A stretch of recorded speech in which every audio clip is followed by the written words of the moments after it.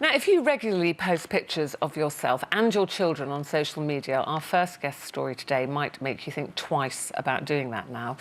When 26-year-old Nikki Elliott received a message on Facebook from a stranger telling her that photographs of not just her, but her 2-year-old daughter as well, were being used on a porn website, she was obviously horrified.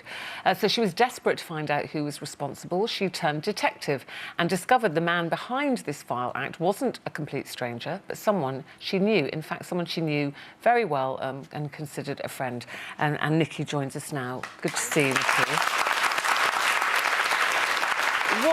What a shocking thing to happen, particularly, I mean, shocking for you on your own, but when your 2-year-old daughter is involved. Yeah, well, that for me is still one of the worst things because it's still online now and I can't get it taken off. And on the page, it's the first thing you see when you come down. Yeah. It's just horrible. You just see her little innocent face. And this is someone you knew. This is a man called Oliver Whiting, who you worked with. Tell us a bit about you and your relationship with him. Well, he was the person that actually interviewed me for my job. So when I first started there, he was the only link to, like, my first interview. And he was so nice, so charming. We used to laugh all the time, just engage in general chit-chat, you know, about stupid things. And, you know, he was always the person I was closest to for a long time working there. Not romantically ever? No, no. Friends. And you used to give him a lift home as well, didn't you? Yeah, after work, I'd give him a lift home because he didn't drive and stuff, and we were just good friends. And then after I left to go on maternity leave, we still stay really good friends, and he still, like, messaged me, have a little chat and stuff. So it wasn't like, well, I just left and he forgot about me. There was nothing, he'd never asked you out and you rejected him or anything like that? Nothing like that. He wasn't a scorned man, no. So you get a message from a complete stranger saying, have you seen this website? Yeah. Tell us what happened when you went on to have a look. Well, I thought it was like a joke, so I just kept, you know, you keep scrolling thinking, no, it's one of those things where it links you to pictures of your profile. And I kept scrolling and I was like, oh my God, it says my name, it says how to get in contact with me. And then there was more and more photos that had been taken from different types of social media. So they weren't just my Facebook photos, they were photos from, like, Snapchat and Instagram. So these are not naked pictures, nothing, I mean, that's you obviously getting ready on a night out. I mean, you know, young girls post these kind of pictures, a bit of a pouty picture, again, but in a roll neck jumper, so unusually... It wasn't very provocative. That was from Valentine's Day. So it's like, all my photos I look at now are kind of marred by the fact they're on that website. I mean, we can't obviously say exactly the kind of comments that people were making, but they were sexual, violent, threatening. Yeah, really aggressive. Really aggressive. Really aggressive. And disgusting. What about when you then saw your daughter?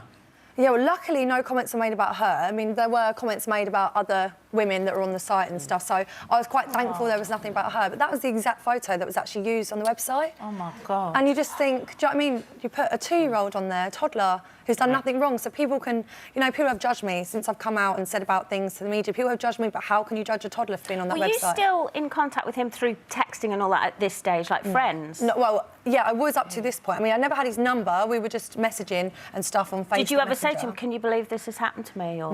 No, because I found out the same night that I discovered everything. I just turned detective and I spent 4 flat-out hours just going through everything, trying to get all the information together because I wanted to bring it to the police. Because there were comments on there, obviously I can't bring them up too much, but there were comments there that were a lot more worrying than what was said against me.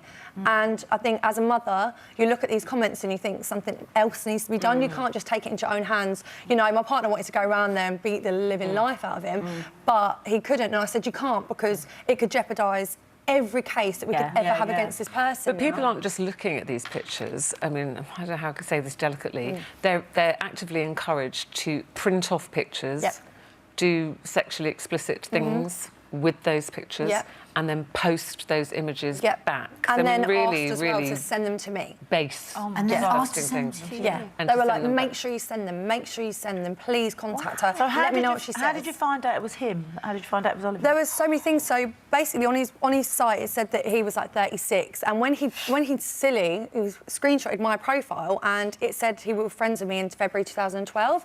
So I was like, oh, who was I friends with then? So I went back down to my Facebook activity, and luckily it showed me that far back, and there were 6 people, and there was like a few men and a few women. Obviously I took the women out of the judgment because they were still my really good friends, and I went through to the men, and then I found another picture where like another account, so I logged onto like a fake Kik account, and there was a picture of a close-up holding his penis with this distinctive silver ring on, and I was like, oh my goodness, that's obviously him, and it was the same person that was in everything. And I found photos of other girls. There was 13 So other this is girls someone you were friends with, you'd Yeah. worked with, you trusted. Yeah. I mean, you must have felt sick.